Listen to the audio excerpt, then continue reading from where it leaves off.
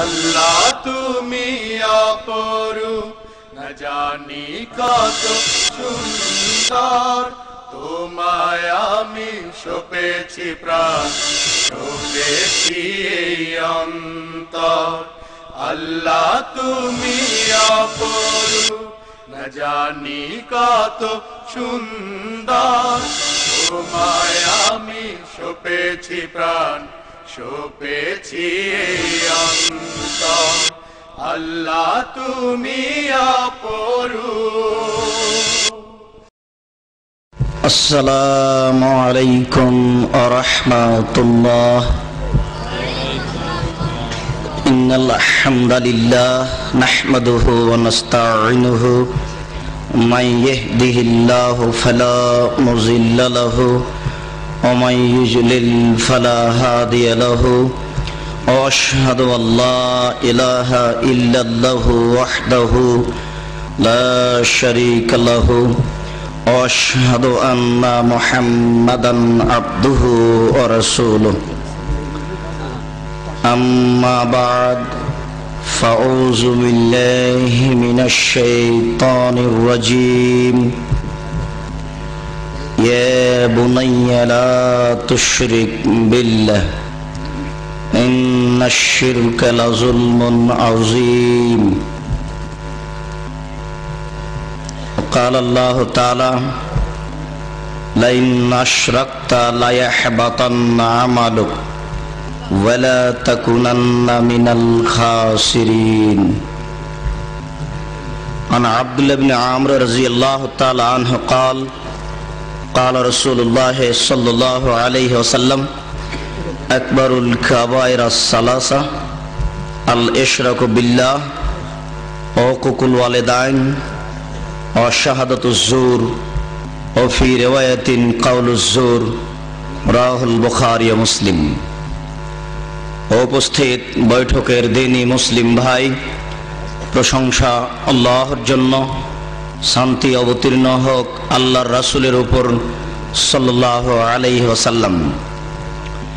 আজকের এই দিনী বৈঠকে বক্তব্যের বিষয় শিরক।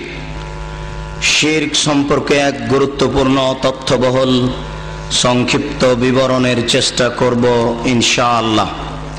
মনে রাখা ভালো হবে, দুনিয়াতে দুইটি বড় পাপ রয়েছে যা দুনিয়াতেই মানুষের ক্ষতি করে। অন্যান্য পাপ দুনিয়াতে তেমন ক্ষতি করে না। তার একটি পাপের নাম হচ্ছে শিরক। শিরক করলে মানুষের অতীতের নেকি নষ্ট হয়ে যায়। শিরক করলে আল্লাহকে হেয় তুচ্ছ করা হয়।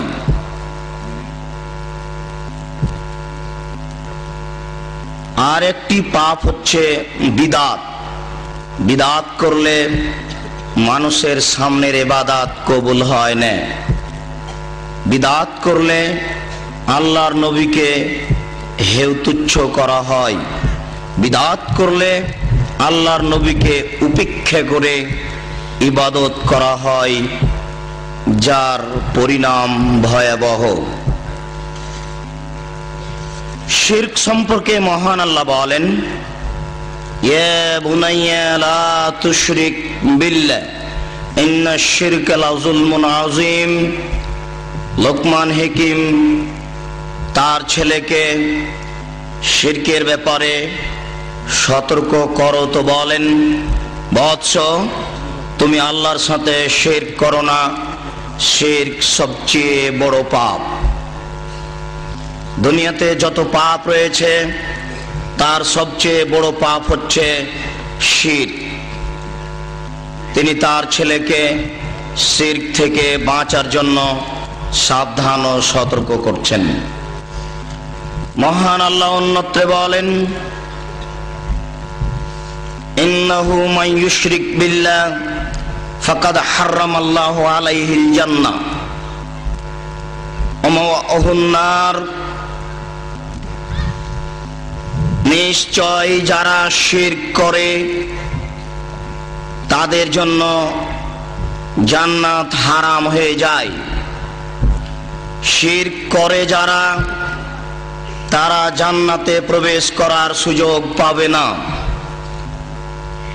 ওয়া মাওয়াহুন নার, তাদের জন্য জাহান্নাম হচ্ছে থাকার জায়গা, তাদের আশ্রয়স্থল হচ্ছে জাহান্নাম। ওমা লিজ্জালিমিনা মিন আনসার, যারা শিরক করে নিজেদের প্রতি অন্যায় করেছে, যারা শিরক করে নিজেদের প্রতি অত্যাচার করেছে, যারা শিরক করে আল্লাহর মানকে ক্ষুণ্ণ করেছে, তাদের জন্য বিচারের কাঠগড়াতে কোনো সাহায্য সহযোগী থাকবে না। মহান আল্লাহ বলেন, লাউ আশরাকু লাহাবিতা আনহুম মা কানু ইয়ামালুন, তারা যদি শিরক করে তাহলে তাদের কোনো নেকি থাকবে না, সব নেকি নষ্ট হয়ে যাবে।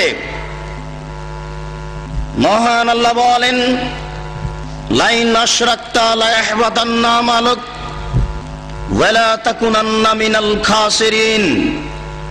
হে মুহাম্মদ সাল্লাল্লাহু আলাইহি সাল্লাম, আপনি যদি শিরক করেন তাহলে আপনারও সমস্ত নেকি নষ্ট হয়ে যাবে। পৃথিবীর সাধারণ মানুষ তো দূরের কথা, আপনি একজন নবী হওয়ার পরেও যদি আপনি শিরক করেন, আল্লাহ তাআলা আমাদের নবীকে শিরক সম্পর্কে সতর্ক করেন, যার ব্যাপারে শিরকের ধারণা সম্ভব হতে পারে না, যার ব্যাপারে শিরকের কোনো আশা করা যায় না, যাকে শিরক মুক্ত করেই সৃষ্টি করা হয়েছে, এমন ব্যক্তিকে সতর্ক করা মানে পৃথিবীর সকল মানুষকে যথাযথভাবে শিরক থেকে সাবধান ও সতর্ক থাকার জন্য কঠোরভাবে মহান আল্লাহ আদেশ করেছেন। মহান আল্লাহ বলেন, হে মুহাম্মদ সাল্লাল্লাহু আলাইহি সাল্লাম, আপনি যদি শিরক করেন তাহলে আপনার সমস্ত নেকি নষ্ট হয়ে যাবে। ওয়ালা তাকুনান্না মিনাল খাসিরিন, অবশ্যই আপনি ক্ষতিগ্রস্তদের অন্তর্ভুক্ত হবেন। যারা শিরক করে জাহান্নামের অন্তর্ভুক্ত হয়েছে, আপনিও রক্ষা পাবেন না, জাহান্নামীদের একজন হবেন, ক্ষতিগ্রস্তদের একজন হবেন। তাহলে একজন নবীও যদি শিরক করেন রেহাই পাবেন না। শিরক মহাপাপ। যদিচ নবীদের ব্যাপারে পরকালীন ক্ষতিগ্রস্ত হওয়ার কোনো প্রমাণ নেই, নবী দিন প্রচার করে সফলতা অর্জন করেন আর না করেন তাতে আসে যায় না। কোন নবীর পরকাল হারাবে এ মর্মে আল্লাহ এবং আল্লাহ রাসূল কিছু বলে যাননি। অনেক নবী এমন রয়েছেন যারা দিন প্রচার করে সফলতা অর্জন করতে পারেননি। রাসূল সাল্লাল্লাহু আলাইহি সাল্লাম এক বৈঠকে বলেন, ওয়ারিজাত আলাইয়াল উমামাল মাজিয়া, আমার সামনে অতীতের সকল নবী এবং তাদের অধীনস্থ জনগণকে পেশ করা হলো। রায়তুন নবিয়া মা হুয়া রাহাত, তন্মধ্যে একজন নবীকে দেখলাম, তার সাথে কিছু লোক রয়েছে। ওয়ান নবিয়া মাহুম আর রাজুল আর রাজুলান, আর একজন নবীকে দেখলাম, তার সাথে একজন বা দুইজন লোক রয়েছে। ওয়ান নবিয়া মাহু লাইসা মাহু আহাদুন, আর একজন নবীকে দেখলাম, তার সাথে কোনো লোকই নেই। কি বুঝলাম? এমনও কত নবী দুনিয়াতে গেছেন যারা একজন থেকে দুইজন লোককে হেদায়েত করতে পেরেছেন। দেশে শাসন ব্যবস্থা কায়েম করা তো বহু দূরের কথা, রাষ্ট্রীয় ক্ষমতা অর্জন করা তো দূরের কথা। ওয়াল্লাহি, আল্লাহর কসম, ওয়াল্লাহি, আল্লাহর কসম, ওয়াল্লাহি, আল্লাহর কসম, এই ইসলামী রাজনীতি হচ্ছে আর দাওয়া সালাফিয়ে। অতীতের সাহাবী তাবেঈ যে দাওয়াত দিয়েছেন মানুষকে, শিরক থেকে ও বিদআত থেকে বাঁচতে বলেছেন। এটাই হচ্ছে রাজনীতি। এ ব্যতীত বিকল্প কোনো রাজনীতিকে ইসলাম গ্রহণ করে না। যে রাজনীতিতে মানুষের মানবতা থাকে না, যে রাজনীতিতে মানুষ একজন অপরজনকে হায়না পশুর মতো দেখে, পেলেই কখন ছিঁড়ে খাবে, কখন তাকে হত্যা করবে, মারবে, এরকম নোংরা রাজনীতি, এরকম বর্বর রাজনীতিকে ইসলাম গ্রহণ করে না।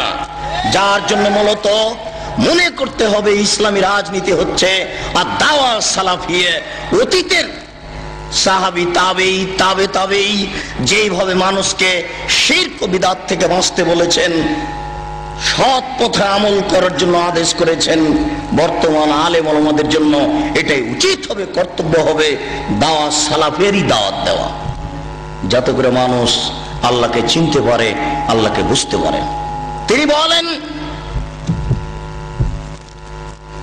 ফারাআইতু আন-নবিয়্যা ওয়া মা'হু সাদুন আযীম, আর একজন নবীকে দেখলাম, তার সাথে অনেক মানুষ আছে। জানান্তু আন্নাহুম উম্মতি, আমি মনে করলাম এই লোকগুলি হতো আমার উম্মত। আমাকে বলা হলো না, হুয়া মূসা ওয়া কওমুহু, তিনি হচ্ছেন মূসা আলাইহিস সালাম এবং তার সম্প্রদায়। হাদিসের ভাষায় বোঝা যাচ্ছে যে মূসা আলাইহিস সালামের অনেক লোক অনুসারী হয়েছিল। তারপরে আরেকজন, তারপরে দেখলাম সাদুন আযীম, বড় একটা দল, কিলা আন্নাহুম উম্মাত, বলা হলো এরাই হচ্ছে আপনার উম্মত। ফীহিম রিজালুন ইয়াদখুলুনাল জান্নাহ বিগাইরি হিসাবিন ওয়ালা আযাবিন, ফীহিম রিজালুন সাবুন আলফ, তাতে ৭০,০০০ লোক রয়েছে যারা বিনা হিসাবে জান্নাতে যাবে, যাদের কোনো শাস্তি হবে না। আপনি যে আপনার অনেক জনগণ দেখছেন, আপনার জনগণের মধ্যে, আপনার উম্মতের মধ্যে ৭০,০০০ লোক রয়েছে যাদের কিয়ামতের মাঠে কোনো জিজ্ঞাসাবাদ করা হবে না, যাদের কোনো শাস্তি হবে না, হিসাব ছাড়াই এমনিতেই তাদেরকে জান্নাতে চলে যেতে বলা হবে। তারা কারা? লা ইস্তারকুনা, যারা কোনোদিন ঝাড়ফুঁক করেনি, হক না হক, হক ঝাড়ফুঁকও তারা গ্রহণ করেনি, না হক ঝাড়ফুঁকও তারা গ্রহণ করেনি। ঝাড়ফুঁকের পথে গেলে আল্লাহর উপরে ভরসা, তাওয়াক্কুল কমে যায়। এই কাজ তারা করেনি, ১ নম্বর গুণ। ২ নম্বর গুণ হচ্ছে ওয়ালা ইয়াতাতাইয়ারুনা, তারা কোনো সময় কুফল গ্রহণ করেনি। কুফল বলতে বাড়ি থেকে বের হয়েছেন, কি যেন ভুলে গেছিলেন, আবার বাড়ি যেতে হবে, মনটা বলছে কাজ মনে হয় ভালো হবে না, আবার বাড়ি ফিরে যাব কি করে, এই যে মনে ধাক্কা দিচ্ছে, এর নাম কুফল। তারা এমন ৭০,০০০ লোক যারা কোনোদিন কুফল গ্রহণ করেনি। কুফল নামে দুনিয়াতে কোনো জিনিস আছে এটা তারা বিশ্বাস করত না। এই হচ্ছে ২ নম্বর গুণ। ওয়ালা ইয়াকতুনা, তারা উল্কি করে নিত না শরীরে কোনো সময়। দাগ দিয়ে নেওয়া এরকম জিনিসকে তারা নাজায়েজ হারাম মনে করত। অত্র বুখারী মুসলিমের হাদিসে বুঝাচ্ছিলাম, বহু নবী এমন চলে গেছেন যারা দাওয়াত দিয়েছেন কিন্তু কোনো মানুষকে হেদায়েত করতে পারেননি। ভুল পথে গিয়ে মানুষকে দাওয়াত দিতে হবে, এটা ঠিক নয়। মিথ্যা কথা বলে জনসংখ্যা বেশি করতে হবে, এটা ঠিক নয়। নবীর যদি চলে, আমার কেন চলে না? জনগণকে আয়াতে নিয়ে আসা তো দূরের কথা, সারা জীবনে একটা লোককে হেদায়েত করতে পারেননি। বুখারী মুসলিমের হাদিসে এসেছে, আমি আরেকজন নবীকে দেখলাম, লাইসা মাহু আহাদুন, তার সাথে কোনো লোকই নেই, তিনি একাই। কি বুঝলেন এটা? অথচ তিনি একজন নবী। আব্দুল্লাহ ইবনে আমর রাদিয়াল্লাহু তাআলা আনহু বলেন, রাসূল সাল্লাল্লাহু আলাইহি সাল্লাম এক বৈঠকে বললেন, মনে রেখো আকবারুল কাবায়ের সালাসা, সবচেয়ে বড় পাপ তিনটি। তার মধ্যে এক নাম্বার বড় পাপ হচ্ছে আল ইশরাকু বিল্লাহ, আল্লাহর সাথে শিরক করা।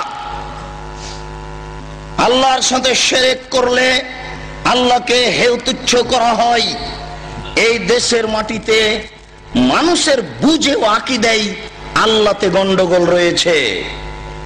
তাদের আল্লাহ নিরাকার আর আমাদের আল্লাহ সাকার, আকার আকৃতি আছে।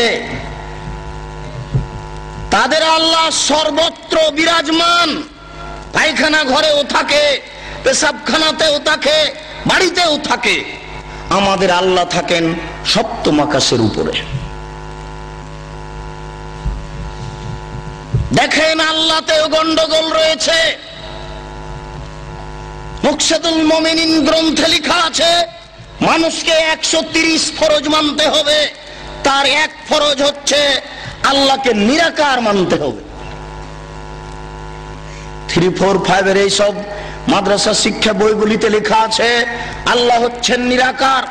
নাউজুবিল্লাহ, শত শত আয়াত রয়েছে যাতে প্রমাণ হচ্ছে আল্লাহর চক্ষু আছে, আল্লাহর কান আছে, আল্লাহর হাত আছে, আল্লাহর পা আছে।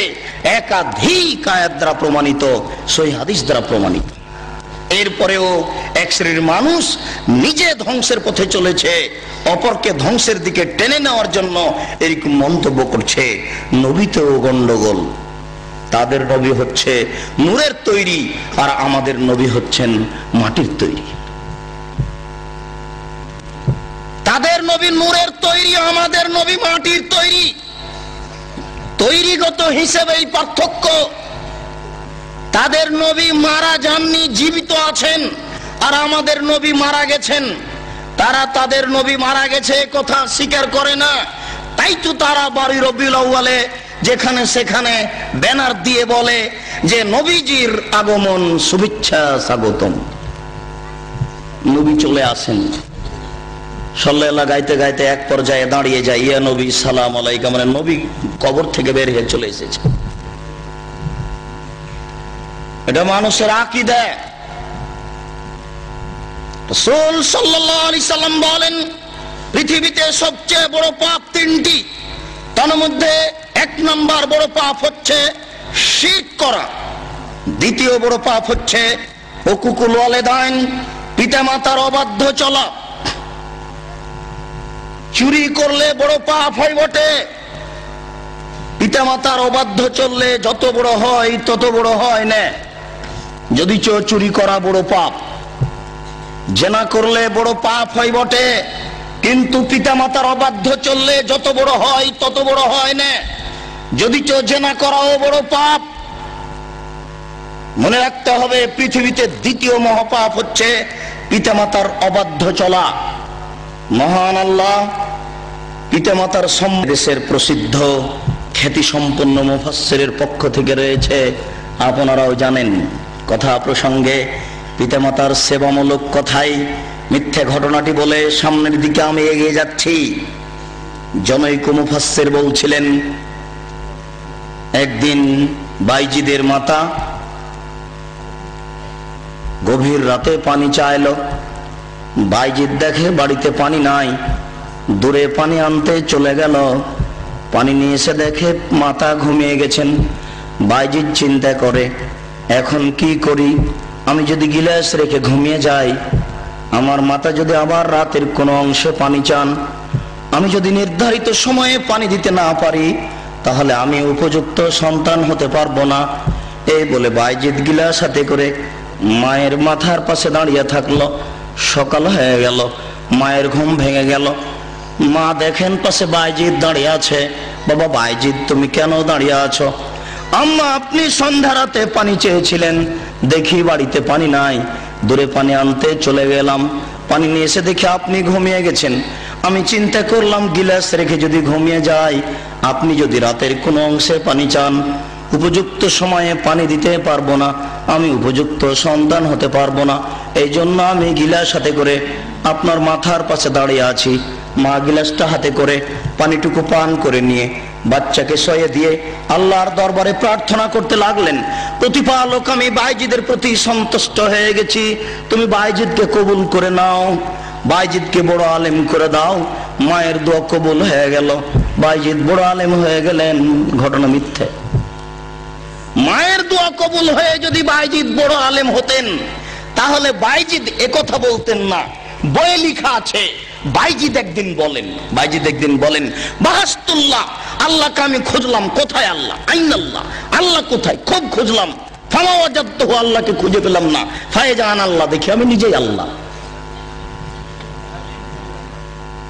বাইজিদ একদিন দেখেছেন নিজেই আল্লাহ। তাহলে মায়ের দোয়া কবুল হলো কি করে? ভুল পথে কি মায়ের দোয়া কবুল হয়? তা হয় না। যারা এই বাউল ফকির এই জিকির প্রথা চালু করেছে তার কয়েকজন বড় হোতার একজন বাইজিদ, এক ইমাম গাজ্জালি, মনসুর হাল্লাজ, এরাই হচ্ছে এই আপনার অন্ধকারে জিকির নীতি চালু করেছে। তারাই বলেছে পীর মুরিদের 22টি নীতিমালা আছে, তার মধ্যে একটি নীতিমালা হচ্ছে মুরিদ থাকবে পীরের হাতে, মৃত ব্যক্তি যেমন গোসল দাতার হাতে, গোসল দাতা মৃত ব্যক্তিকে ইচ্ছে মতো গোসল দেওয়াই। গোসল দাতা মৃত ব্যক্তির কোন জায়গায় কোন অঙ্গে হাত লাগালে মৃত ব্যক্তি কি বলতে পারবে যে আমি ইতস্তবোধ করছি বা লজ্জাবোধ করছি? এটা কি মৃত ব্যক্তির বলার ক্ষমতা আছে? মৃত ব্যক্তি যেমন কিছু বলতে পারে না, কিছু বলে না, ঠিক মুরিদও তেমন পীরের হাতে। পীর মুরিদকে ইচ্ছে মতো কাজে লাগাবে, ব্যবহার করবে। একটু যদি কিছু বলে তাহলে মুরিদই কেটে যাবে। এটা দেশে বাস্তবায়ন হচ্ছে, এটা মানুষ করছে, লাখো মানুষ এটা করে চলেছে। আমরা পিতা মাতার সেবার জন্য এরকম মিথ্যা কাহিনী জনগণের সামনে পেশ করতে চাই না। জাতির যদি বাড়িঘর করে দিতে না পারি, জাতির যদি রাস্তাঘাট করে দিতে না পারি, জাতির যদি স্কুল কলেজ করে দিতে না পারি, তাহলে জাতিকে চূড়ান্ত সঠিক ধর্ম দিতে পারবো, এতে আমরা বিশ্বাসী ইনশাআল্লাহ। ধর্মের নামে জাতিকে কোনোদিন ফাঁকি দিব না। ধর্মের নামে জাতিকে ফাঁকি দেওয়ার জন্য আমরা বাড়ি থেকে বের হইনি। এই বিষয়ে আপনাদেরকে বিশ্বাস রাখার জন্য, আস্থাবান হওয়ার জন্য, আস্থাশীল হওয়ার জন্য অনুরোধ করছি। আপনারা আমাদের প্রতি অন্তত শরীয়তের ব্যাপারে যথাযথ বিশ্বাস রাখেন, সফলতা অর্জন করবেন ইনশাআল্লাহ। আমরা পিতামাতার সেবার জন্য ওইরকম কথা বলতে চাই যে 3 জন লোক রাস্তা থেকে বের হলো, রাস্তায় বের হলো, বৃষ্টি আসার কারণে 3 জন এক গর্তে আটকা পড়লো। গর্তের মুখের উপর একটা পাথর চলে আসলো, পাথর সরিয়ে তারা বের হতে পারবে না।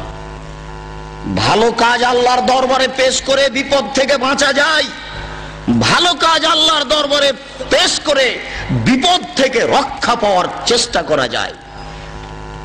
3 জনের গর্তে আটকা পড়লে 3 জনের একজন বলল, আল্লাহুম্মা লি ওয়ালিদাইনে শাইখানে কবীরানে, প্রতিপালক আমার 2 জন অথর্ব অচল বৃদ্ধ পিতামাতা ছিলেন, তাদের চলার কোনো ক্ষমতা ছিল না।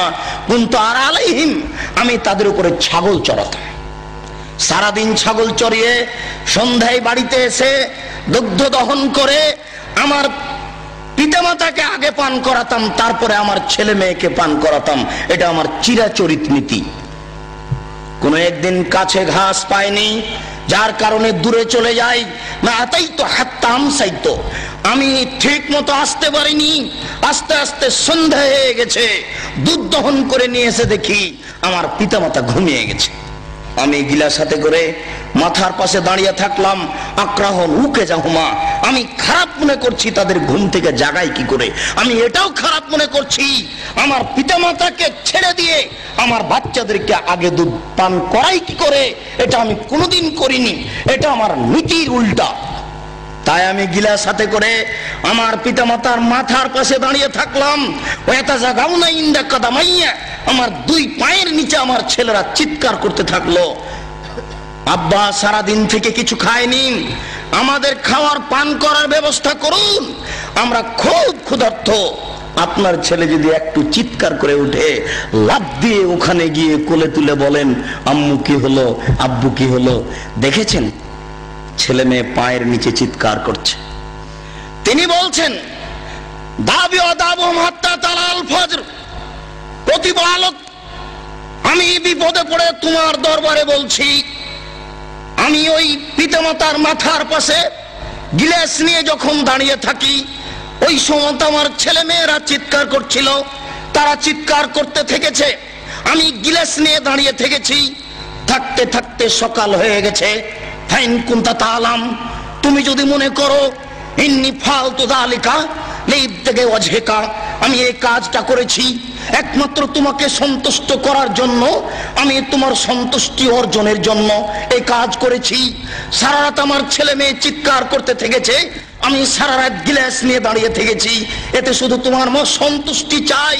আজকে বিপদে পড়েছি, ওই সন্তুষ্টির বিনিময়ে তুমি আজকে আমাকে গর্তের মুখ থেকে, এই গর্ত থেকে রক্ষা করো। আল্লাহ তাআলা গর্তের মুখ থেকে পাথর সরিয়ে দিলেন। বুখারী মুসলিমের হাদিস। এতে থেকে আপনাকে কি দিলাম? আপনি আপনার পিতামাতার কি করবেন? আপনি আপনার পিতামাতার কি করতে পারেন? ছোট ছেলেকে সবাই আদর করতে পারে, বাচ্চা ছেলেকে চুমো সবাই খেতে পারে, বৃদ্ধ পিতামাতা পেশাব পায়খানা বিছানে করছে, এরকম পিতামাতাকে ছেলের মতো আদর করতে পারে কয়জন? এটা একটা পরীক্ষা। ওই সময়তে পিতামাতাকে খুব ভালো লাগে না, খারাপ লাগে। আর আমার এদিকে বিরুদ্ধে আছে স্ত্রী, ও মোটেই চায় না, ও বলে তোমার পিতামাতাকে আমি দেখতেই পারি না, ওদের দেখলে আমাকে খারাপ লাগে। সেবা করা তো দূরের কথা, এখন আপনি কি করবেন? জান্নাতের মূল হচ্ছে এরাই। আল্লাহর নবী বলেছেন, তোমার মায়ের পায়ের নিচে জান্নাত, এ হাদিস সহিহ। আল্লাহর নবী বলেছেন, তোমার মায়ের পায়ের নিচে জান্নাত। সাখাতুর রব্বে সাখাতুল ওয়ালিদাইন, পিতামাতা যদি সন্তুষ্ট থাকেন আল্লাহ সন্তুষ্ট, জান্নাত পাওয়া যাবে। পিতামাতা যদি অসন্তুষ্ট থাকেন তাহলে আল্লাহ অসন্তুষ্ট, জান্নাত পাওয়া যাবে না। সাখাতুর রব্বে সাখাতুল ওয়ালিদাইন, পিতামাতা যদি অসন্তুষ্ট থাকেন আল্লাহ অসন্তুষ্ট, জান্নাত পাওয়া যাবে না জাহান্নাম ছাড়া। রেজা রব্বে রেজাল ওয়ালিদাইন, পিতামাতা যদি সন্তুষ্ট থাকেন তাহলে আল্লাহ সন্তুষ্ট। তাহলে আল্লাহকে সন্তুষ্ট করার আগের একটা স্টেপ, আগের একটা ধাপ, আগের একটা স্তর হচ্ছে যে পিতামাতাকে সন্তুষ্ট করা। পিতামাতাকে সন্তুষ্ট না করে তাহাজ্জুদ পড়ে জান্নাত পাওয়া যায় না। তবে পিতামাতার দিকে সুনজরে তাকালে কবুল হজের সমান নেকি হয়, এই হাদিসটি জাল। পিতামাতার দিকে তাকালে কবুল হজের সমান নেকি হয়, এই হাদিস জাল। পিতামাতার দিকে সুনজরে তাকালে কবুল হজের সমান নেকি হয়, এই হাদিস জাল। প্রত্যেক লুমে লুমে কুরবানির এক নেকি হয়, এই হাদিস জাল।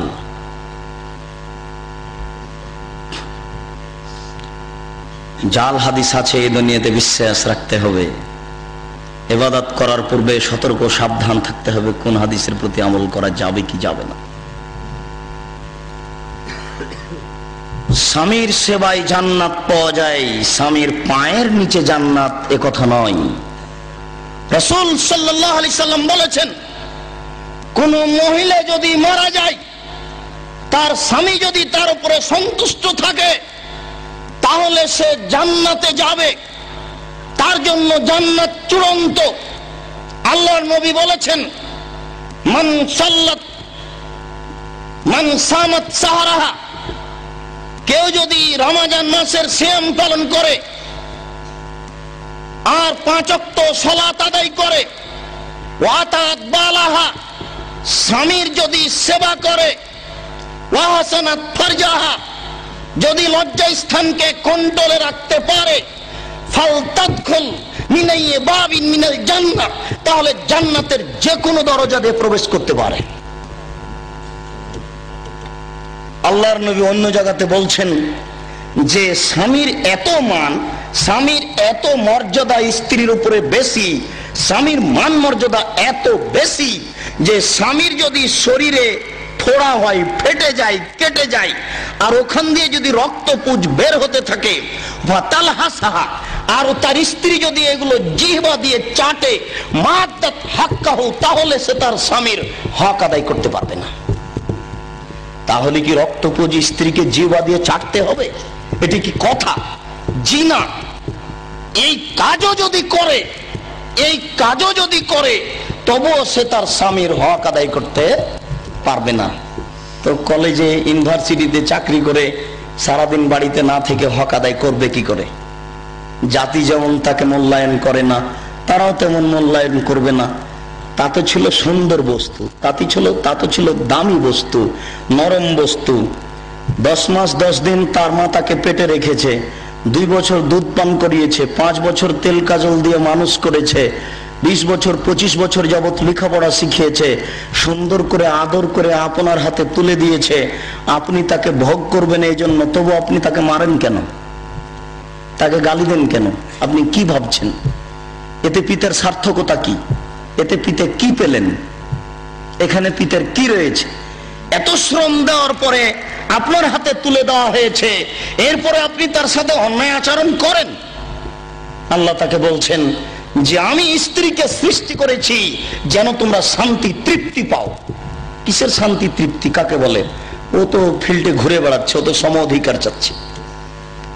এভাবে শান্তি তৃপ্তি টিকে না। বলছিলাম পৃথিবীতে দ্বিতীয় মহাপাপ হচ্ছে পিতামাতার অবাধ্য চলা, তৃতীয় মহাপাপ হচ্ছে কাউলু জুরে, মিথ্যে কথা বলা।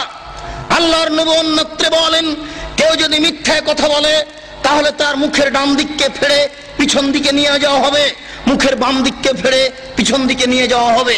আল্লাহর নবী অন্যত্রে বলেছেন, যারা মিথ্যে কথা বলে তাদের ইবাদত কবুল হওয়ার বিষয়টি ভাববার বিষয়। মিথ্যে কথা বললে মুখ অপবিত্র থাকে। মিথ্যে কথা থেকে সাবধান থাকতে হবে, মিথ্যে কথা থেকে বেঁচে থাকতে হবে।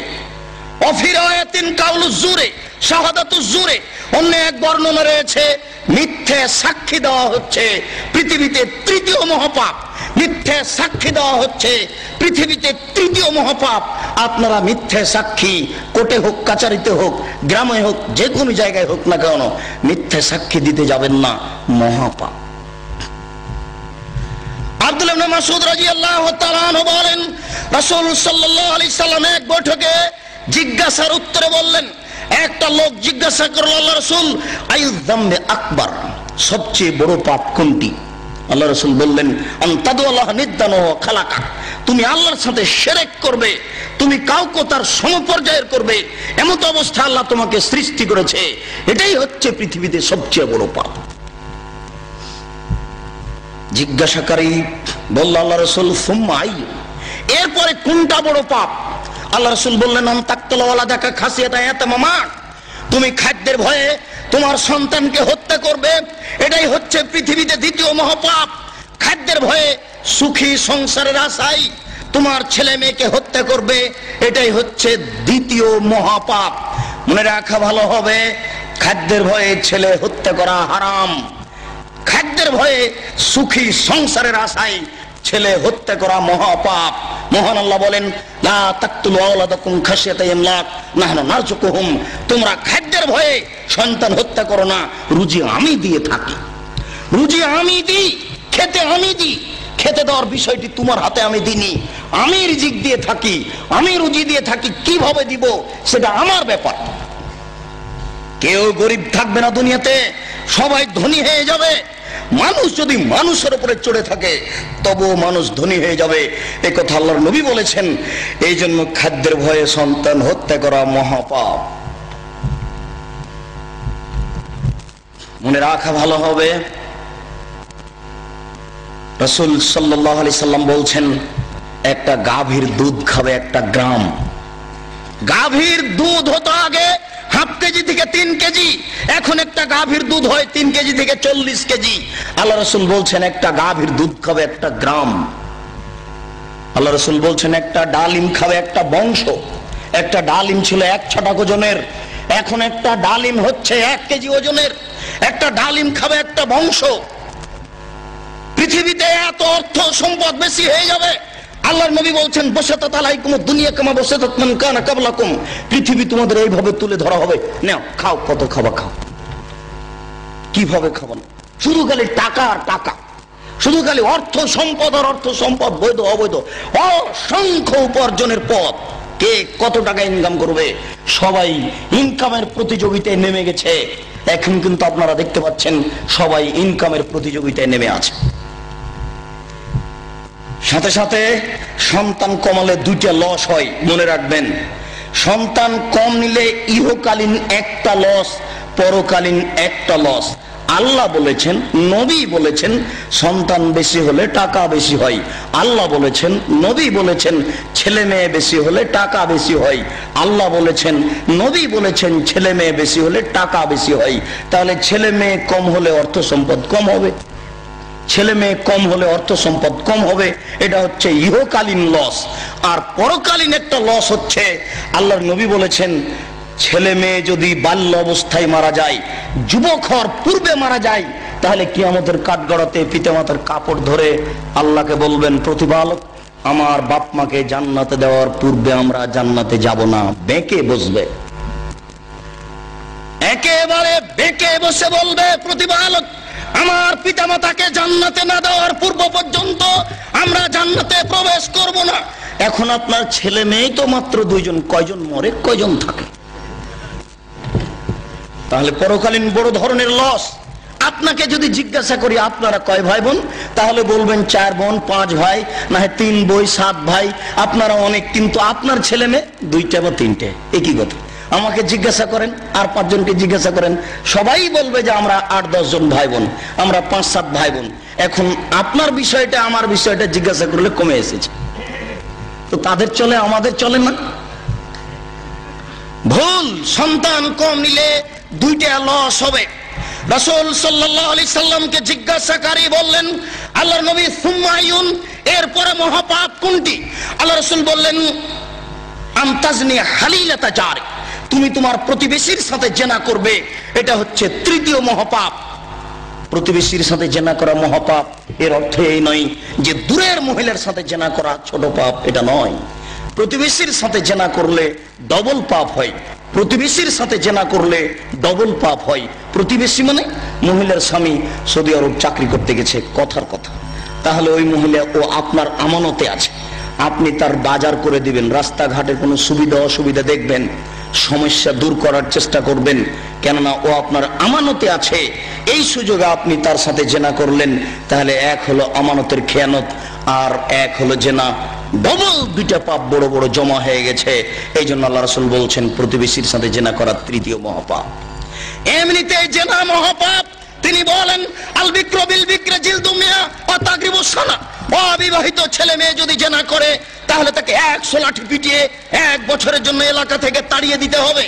রাসূল সাল্লাল্লাহু আলাইহি সাল্লাম বলেন, আস্তাইবু বিসাইব আর রাজমু, বিবাহিত নারী পুরুষ যদি জেনা করে তাহলে তাকে ঢেল দিয়ে পাথর দিয়ে দুনিয়া থেকে মেরে ফেলতে হবে, তার বেঁচে থাকার কোনো সুযোগ নাই। হাদিসের অনেক অংশের একটু ছোট অংশ, যাতে আমরা তুমি গ্রামে দিয়ে গ্রামের সম্প্রদায়ের একজন মহিলা রাসূলের নিকট আসলো, এসে বলছে, আল্লাহ রাসূল তাহেরনি, আমাকে পবিত্র করেন। আল্লাহ রাসূল বলেন, ইরজাই, তুমি বাড়ি ফিরে যাও, আস্তাগফিরিল্লাহ, আল্লাহর নিকটে ক্ষমা চাও, ও তুবি ইলাইহি, তুমি তওবা করো, তোমার পাপ ক্ষমা হয়ে যাবে। তখন মহিলা বলে, আতুরাদ্দুনি কামা রাদাদ্দা মাইজ ইবনে মালিক, যেভাবে আপনি মাইজ ইবনে মালিককে ফিরিয়ে দিয়েছিলেন ওইভাবে কি আমাকে ফিরিয়ে দিতে চাচ্ছেন? ওয়ান্না হুবলা মিনাজ জিনা, আমার পেট উঁচু হয়েছে, অবৈধ সন্তানে দয়া করে আমার বিচার করে দেন। আল্লাহ রাসূল একটু থেমে বলছেন, ঠিক আছে, ইরজাই হাত্তা তালিদি, তুমি বাড়ি চলে যাও, যেদিন তোমার বাচ্চা হবে সেই দিন আসিও, তোমার বিচার করে দিব। মহিলা এভাবে বাড়িতে চলে গেল। যেদিন সন্তান হলো, সেই সবেমাত্র হয়েছে সন্তান, এই সন্তান নিয়ে বিচারালয়ে উপস্থিত। আল্লাহর নবী, এই যে সন্তান জন্ম নিয়েছে আপনি বিচার করে দেন। আল্লাহ রাসূল একটু থেমে বলছেন, আচ্ছা ঠিক আছে, তুমি বাড়ি যাও, বাচ্চাকে দুধ পান করাও, যেদিন বাচ্চা দুধ ছেড়ে দিবে সেদিন নিয়ে আসিও, তোমার বিচার করে দিব। মহিলা বাচ্চা নিয়ে বাড়ি চলে গেল, বাচ্চাকে 2 বছর যাবত দুধ পান করালো। 2 বছর পরে বাচ্চা নিয়ে বিচারালয়ে উপস্থিত। ও ফিয়াদেহি কাসরাতু খুবজিন, এমন অবস্থায় বাচ্চার হাতে এক টুকরা রুটি রয়েছে। এই রুটি প্রমাণ করে যে বাচ্চা খাদ্য খেতে পারে। বাচ্চা নিয়ে বিচারালয়ে উপস্থিত আল্লাহর নবী। বাচ্চার বয়স 2 বছর হয়েছে, আপনি বিচার করে দিন বাচ্চা এখন খাদ্য খেয়ে থাকতে পারে। বাচ্চাটা আল্লাহ রাসূল হাতে নিয়ে একজন মুসলমানের হাতে সমর্পণ করলেন এবং বললেন, ইযহাবু বিহা আহফিরু লাহা সাদরিহা ফারজিমুহা। সঙ্গী সাথী, তোমরা একে মাঠে নিয়ে যাও, মাঠে নিয়ে গিয়ে গর্ত খুঁড়ে বুক পর্যন্ত পুঁতে দাও, এরপরে চতুর্দিক থেকে ঢেল ইট পাথর মেরে মেরে দুনিয়া থেকে বিদায় করে দাও। সাহাবীরা বলছেন, রাসূলের আদেশ অনুপাতে আমরা তাকে মাঠে নিয়ে গেলাম, মাঠে নিয়ে গিয়ে একটা গর্ত খুঁড়লাম, গর্ত খুঁড়ে বুক পর্যন্ত পুঁতে দিয়ে চতুর্দিক থেকে ঢেল পাথর মারতে লাগলাম। খালিদ বিন ওয়ালিদ বলেন, আমি একটা তার মুখের উপরে পাথর মারলাম, ফাতানাজ্জাহ দাম আলাযা খালিদ, পাথরটা মুখের উপরে লেগে মুখ ফেটে রক্ত ছিটে এসে খালিদের গায়ে লাগলো। ফাসবাহা, খালিদ তাকে গালি দিয়ে বসলেন। আল্লাহ রাসূল বলছেন, মাহলেনা খালিদ, খালিদ থামো, একে গালি দিও না। লাকা তাবাত লাউ তাবা সাইবু মাকসিন লা গফিরা লাহু। পাপী যদি এরকম তোবা করে তাহলে তার পাপকে ক্ষমা করা হবে। মহিলা এত বড় তোবা করেছে, মহিলা এত তোবা করেছে, মহিলা এত একনিষ্ঠভাবে ভয় ভীতি নিয়ে আল্লাহর দরবারে ক্ষমা চেয়েছে। এরকম ক্ষমা যদি বড় থেকে বড় পাপী চাই তবুও তাকে ক্ষমা করা হবে। আল্লাহর নবী বুঝতে পেরেছিলেন মহিলার ক্ষমা হয়ে গেছে।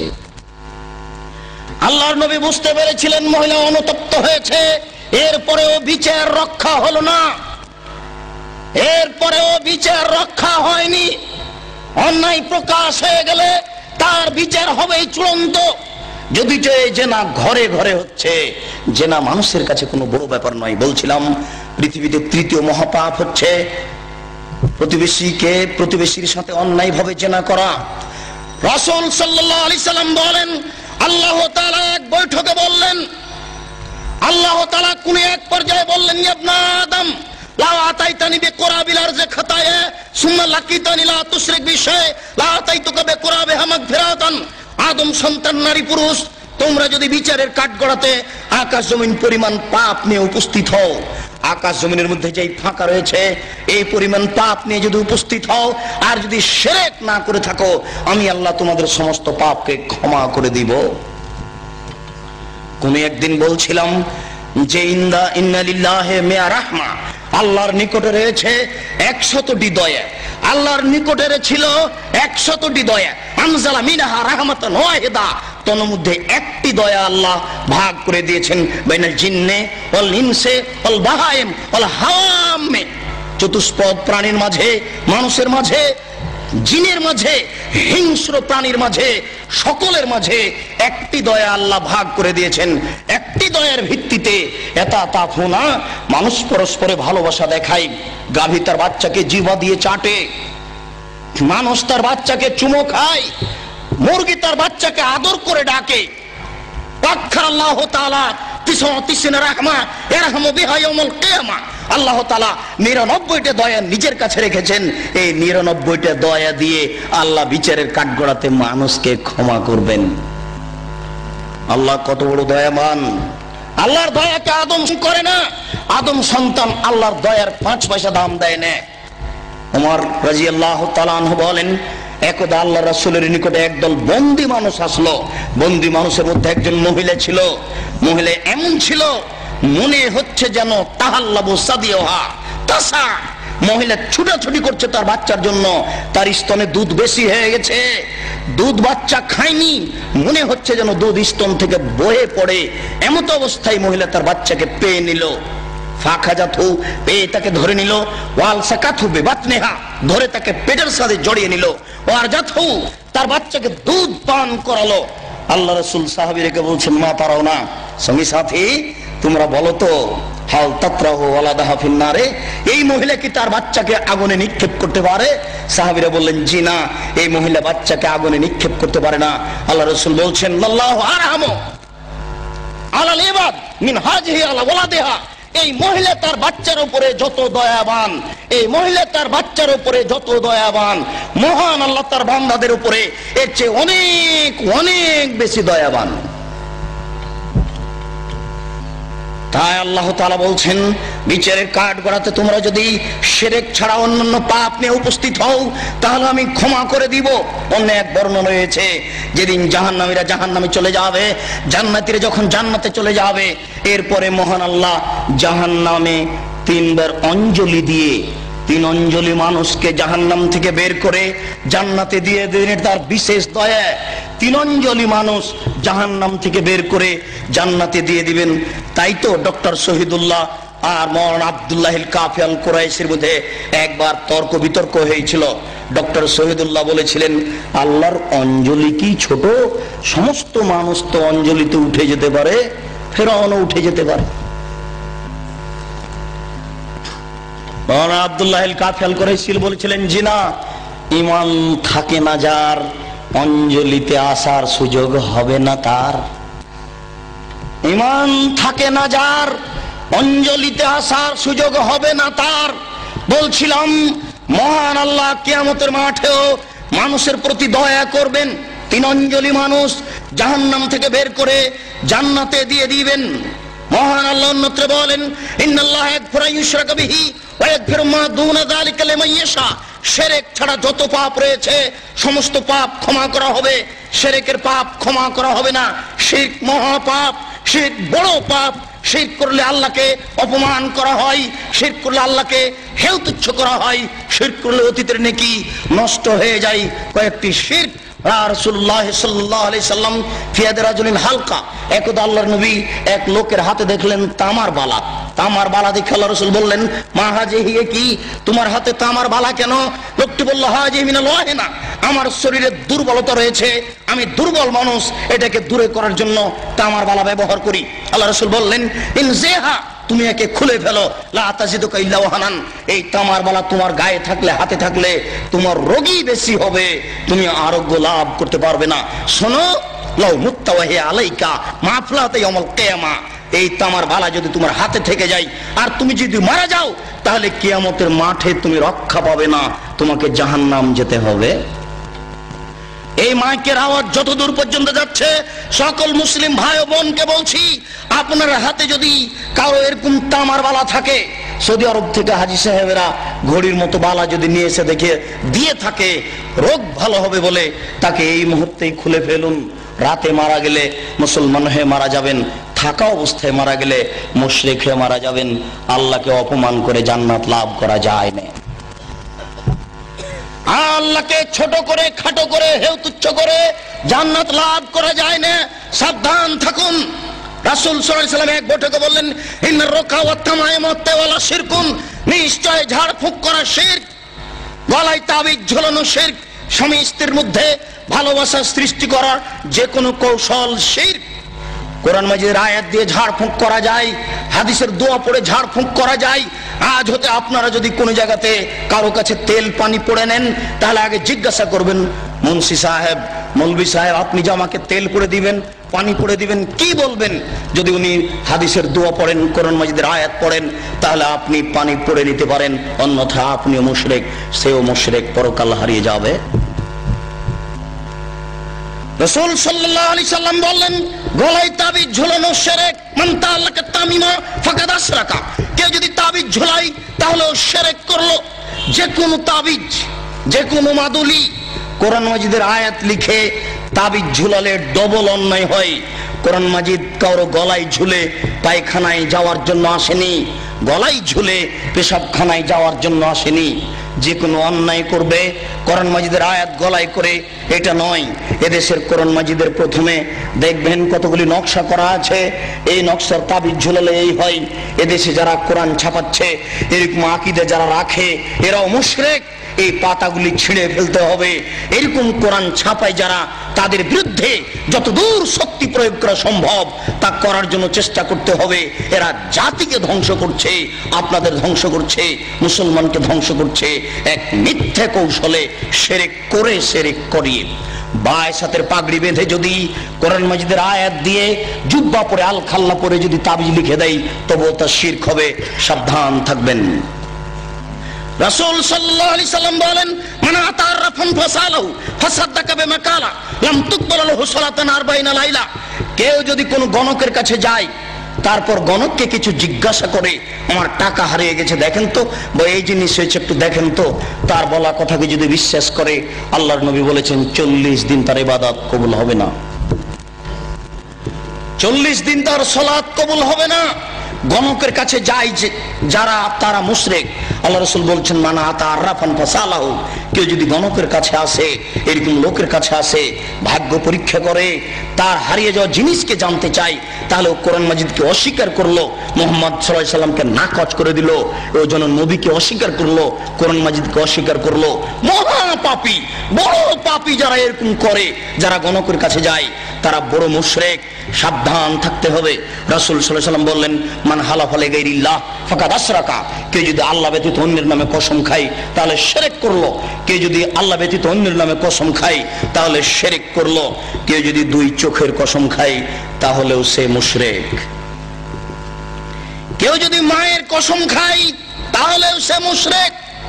মায়ের কসম খাওয়া যায় না, কোরআন মাজিদে হাত রেখে কসম খাওয়া যায় না, মসজিদে ঢুকে কসম খাওয়া যায় না, ছেলের মাথায় হাত রেখে কসম খাওয়া যায় না, ছেলের মাথায় হাত রেখে কসম খাওয়া শিরক। এইভাবে হাত চালিয়ে ভাগ্য পরীক্ষা করা শিরক। টিয়া পাখির মাধ্যমে ভাগ্য পরীক্ষা করা শিরক।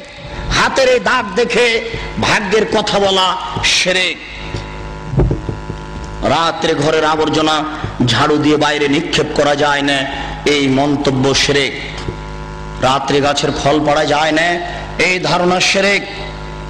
রাত্রে মানুষকে বাকি দোকানের জিনিস বাকি বিক্রয় করা যায় না, দেওয়া যায় না, এই ধারণা শিরক। রাত্রে মানুষকে জিনিস কর্জ দেওয়া যায় না, এই ধারণা শিরক। সকালে সকালে দোকানের জিনিস বাকি বিক্রয় করা যায় না, এই ধারণা করা শিরক। অপবিত্র অবস্থায় ঘর ঝাড়ু দেওয়া যায় না। আপনার স্ত্রী, আপনার বৌমা অপবিত্র অবস্থায় ফরজ গোসল না করে ভাত রান্না করতে পারে না, ঘর ঝাড়ু দিতে পারে না, এইগুলি ধারণা করা শিরক। আপনার স্ত্রী, আপনার বৌমা অপবিত্র অবস্থায় ফরজ গোসল না করে সব কিছু করতে পারে, ঘর ঝাড়ু দিতে পারে, ভাত রান্না করতে পারে, ভাতের পাতিল থেকে ভাত বের করতে পারে, মানুষকে খাবার দিতে পারে, পারে না নামাজ পড়তে, সালাত আদায় করতে, পারে না কোরআন তেলাওয়াত করতে, এ ব্যতীত যা কাজ আছে সবকিছুই করতে পারে। দিনাজপুরের জনৈক হেডমাস্টার আমাকে বলছেন, আব্দুল রাজ্জাক সাহেব, একটা গোপন জিজ্ঞাসা আপনার কাছে করছি, মনে কিছু নিয়েন না। আমরা অপবিত্র অবস্থায় রাত্রে ঘুম থেকে উঠে বা বিছানা থেকে উঠে হাতে রুমাল জড়াই। হাতে রুমাল জড়ানোর পরে ওই যে দরজাতে যে খিল আছে, বন্ধ করা আছে খিল, ওটা বুঝেন কি? ওই খিলটা হাতে গামছা জড়ানো অবস্থায় খুলি, কেননা এ হাত যদি কাঠের সাথে লেগে যায় তাহলে কাঠ অভিশাপ করবে। একজন হেডমাস্টারের কি আকীদা, তারপরে বললেন এই যে বাড়ির বাহির পর্যন্ত স্যান্ডেল পর্যন্ত চকি থেকে নিয়ে এখানে চটছালা বিছিয়ে রেখেছি, অপবিত্র অবস্থায় যদি পা মাটিতে রেখে দিই তাহলে মাটি অভিশাপ করবে, এই জন্য বিছান থেকে স্যান্ডেল পর্যন্ত চটছালা বিছিয়ে রেখেছি, চটছালার উপর দিয়ে গিয়ে স্যান্ডেল পরবো। একজন মাস্টারের আকীদা এরূপ। এই দেশে এরকম আকীদা চলে। গরুকে লাথি মারা যায় না, এই ধারণা শিরক। ধানের উপর দিয়ে জুতা পায়ে দিয়ে হাঁটা যায় না, এই ধারণা শিরক। হাত থেকে গ্লাস পড়ে গেলে কুটুম্ব আসতে পারে, এই ধারণা শিরক। ঘরের উপরে কাক ডাকছে, কেউ আসতে পারে, এই ধারণা শিরক। তুলসীর গাছ উঠিয়ে ফেললে বা তুলসীর গাছ ভেঙে ফেললে বা তাতে লাথি মারলে ক্ষতি হতে পারে, এই ধারণা শিরক। এমন দুনিয়াতে কাজ ও কর্ম আছে যেগুলি করলে এই হতে পারে, এই হতে পারে, এরকম নামে যত মন্তব্য আছে এইগুলি সব শিরকের অন্তর্ভুক্ত। সাবধান থাকুন। রাসূল সাল্লাল্লাহু আলাইহি সাল্লামের ভাষায় বোঝা যাচ্ছে ছবি ও মূর্তি হচ্ছে শিরকের উৎস। আল্লাহ রাসূলের কথাই বোঝা যাচ্ছে ছবি ও মূর্তি হচ্ছে শিরকের উৎস। আলী রাদিয়াল্লাহু তাআলা আনহু বলেন, রাসূল সাল্লাল্লাহু আলাইহি সাল্লাম এক বৈঠকে বললেন, আলী লা তাদু তিনসালান ইল্লা তামাস্তাহু ওয়ালা কাবরান মুশরিফান ইল্লা শাওয়াইতাহু। আলী তুমি ছাড়বে না কোনো উঁচু কবর, সবকে ভেঙে সামান করে দাও। আলী তুমি ছাড়বে না কোনো ছবি মূর্তি, সবকে ভেঙে খান খান করে দাও, চৌচির করে দাও। বাড়িতে যে নেতা নেত্রীর ছবি ঝুলে রেখেছেন এরকম ছবিকে সম্মান করা শিরক। পিতামাতার যে ছবি আপনি বাড়িতে ঝুলে রেখেছেন, এরকম ছবিকে সম্মান করা শিরক, ছবিকে মূল্যায়ন করা শিরক।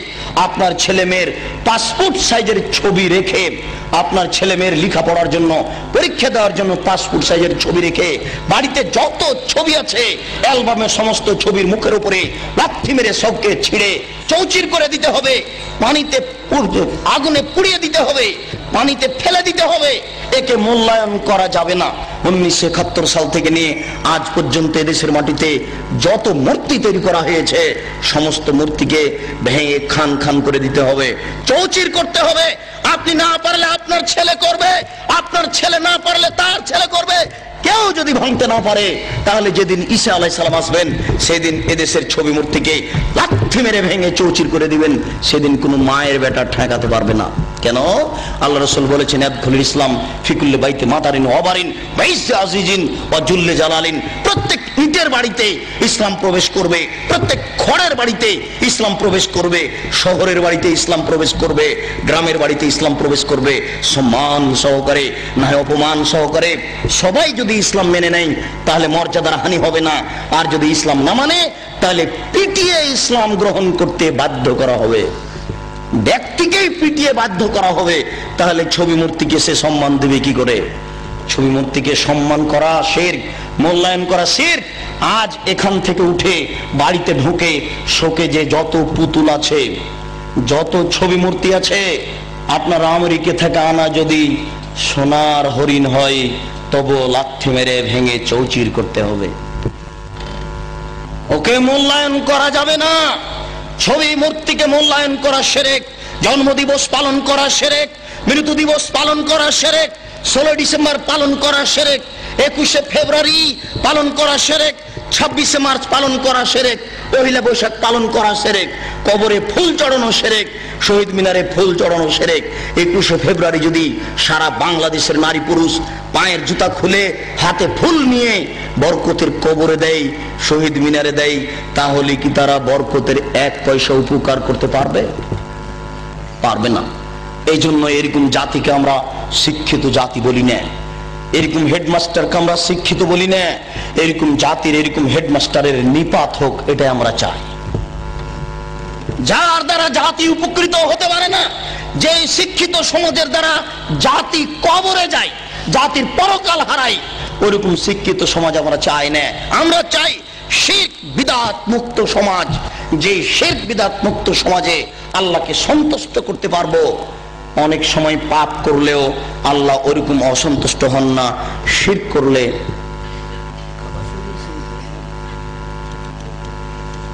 কাবা শরীফে যদি শিরক থাকে তবুও শিরক, কাবা শরীফে যদি ছবি থাকে তবুও শিরক। পৃথিবীর যেখানে ছবি থাক না কেন অবশ্যই তা শিরক, যেখানেই থাক না কেন। কাবা শরীফের ছবি মূর্তি ছিল, অনেক মূর্তি ছিল সেখানে। হবল নামে একটা মূর্তি ছিল কাবা শরীফের ঘরের পাশে, হবল, সেটাই বেশি মূল্যায়ন কর। সেই হবল মূর্তির পাশে ছিল একটা পাতিল, সেই পাতিলে ছিল 3টা খড়ি, অর্ধ হাত হোক আর 1 হাত হোক 3টা খড়ি ছিল। একটা খড়ির গায়ে লেখা ছিল ইফাল, করো, আর একটা খড়ির গায়ে লেখা ছিল লা তাফাল, করো না, আর একটা খড়ির গায়ে লেখা ছিল মুহমাল, কিছুই না। তারা ছেলে মেয়ের বিবাহ দিলে বা কোনো সফর করতে চাইলে বা কোনো পদক্ষেপ কাজের গ্রহণ করতে চাইলে ওই পাতিলের ভিতরে হাত ঢুকিয়ে খড়ি বের করত। যদি ওই খড়ি বের হয়েছে যাতে লেখা আছে ইফাল, করো, তার মানে হবল মূর্তি বলে দিল এ আল্লাহ নকল, আল্লাহ নাউজুবিল্লাহ বলে দিল যে তোমরা কাজ করো। আল্লাহ বলে দিল করতে, এখন তারা করবে, নাউজুবিল্লাহ। যদি ওই খড়ি বের হয় যাতে লেখা আছে লা তাফাল, করো না, এখন ওদের নকল আল্লাহ বলে দিল যে এই কাজ করতে হবে না, মেয়ের বিবাহ দিতে হবে না, তারা করবে না। তারা যুদ্ধের মাঠে জয়ী হলে বলতো উল হবাল, উল হবাল, এ হবাল তুমি সম্মানী, তুমি জয়ী, তোমাকে আমরা মূল্যায়ন করি। মানুষ শিরক করত। মহান আল্লাহ বলেন জাল হক এসেছে সত্য, ওয়াজাহাকাল বাতিল চলে গেছে মিথ্যা, ইন্নাল বাতিলা নিশ্চয় মিথ্যা, কানা যাহুকা চিরদিন মিথ্যা। এই বলে আল্লাহর নবী লাঠি হাতে করে কাবা ঘরে ঢুকে যত ছবি মূর্তি ছিল সবকে ভেঙে চৌচির করে লাথি মেরে বের করে দিয়েছেন। ওই ছবি মূর্তি আবার আপনি মুসলমানের বাচ্চা হয়ে ঘরে ঢুকিয়েছেন। ওই ছবি মূর্তি আবার আপনি শোকেজে সাজিয়েছেন। আপনার গোশতের মধ্যে ঢুকে আছে মূর্তি ভাঙ্গা নীতি, আপনার রক্তের মধ্যে ঢুকে আছে মূর্তি ভাঙ্গা নীতি। আপনি মূর্তি ভাঙ্গা জাতি, আপনি মূর্তি ভাঙ্গা সম্প্রদায়, আপনি মূর্তির উপরে লাথি মারা সম্প্রদায়। আপনি মূর্তিকে মূল্যায়ন করেন কি করে? মূর্তিকে আপনি মূল্যায়ন করতে পারেন না। পরের অংশটুকুর সংক্ষিপ্ত কথা, রাসূল সাল্লাল্লাহু আলাইহি সাল্লাম এক বৈঠকে বলেন, লানাল্লাহু মান আওয়া মুহদাসান, কেউ যদি বিদআতকে আশ্রয় দেয় তাহলে তার উপরে অভিশাপ। রাসূল সাল্লাল্লাহু আলাইহি সাল্লাম এক বৈঠকে বলেন, মান আওয়া মুহদাসান লা ইউকবালু আনহু আদল ওয়া সারফ, কেউ যদি বিদআত করে তাহলে তার নফল ইবাদত কবুল হবে না, ফরজ ইবাদত কবুল হবে না।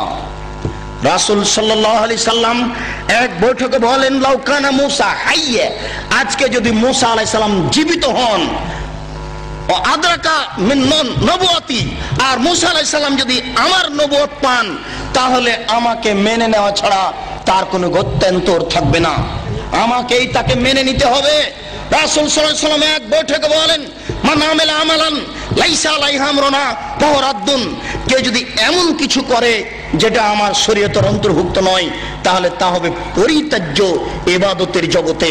আয়েশা রাদিয়াল্লাহু তাআলা আনহা বলেন, আল্লাহ রাসূল বলেছেন, মান আহাদাসা ফি আমরিনা হাযা মা লাইসা মিনহু ফাহুয়া রাদ্দুন, কেউ যদি আমার শরীয়তে ইবাদতের নামে নতুন কিছু ঘটায় তাহলে তা পরিত্যাজ্য। মনে রাখা ভালো হবে, শরীয়তে নতুন কাজ গ্রহণীয় নয়, ভালো হলেও। হে উপস্থিত বৈঠকের দ্বীনি মুসলিম ভাই বোন, শরীয়তে নতুন কাজ ভালো হলেও গ্রহণীয় নয়। আমি নিজেকে ক্লান্তিবোধ মনে করাই বিদআতের অংশ আজকের মতো রেখে দিচ্ছি। বিদআতের অংশ পরের দিন পরবর্তীতে অন্যত্রে করব ইনশাআল্লাহ। সেদিন শুধুমাত্র বিদআতের আলোচনায় শোনাবো। আজকে আলোচনার এই অংশে এসে বলছি, মনে কিছু নিয়েন না।